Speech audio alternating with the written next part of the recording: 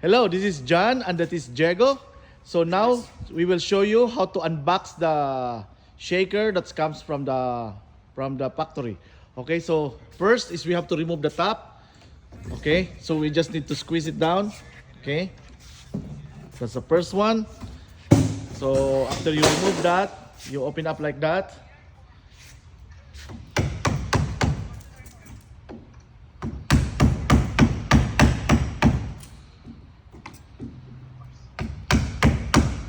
So you need to create an opening. After that, you use the hammer.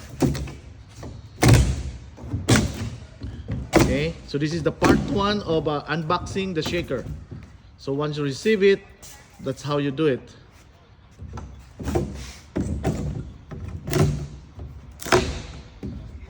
So you can unbox it in a matter of... Okay. And no, this one, just remove this.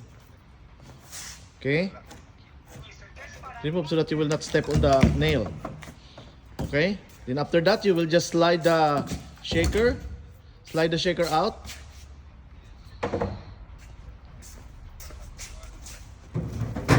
Okay, see how Diego did it. Just slide the shaker. Okay,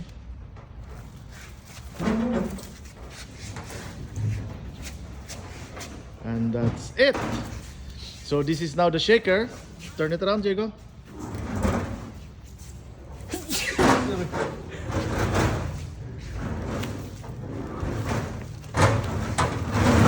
So this is the shaker right now.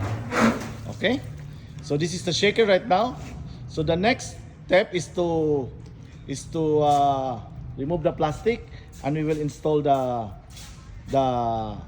take-up roller. Thank you very much.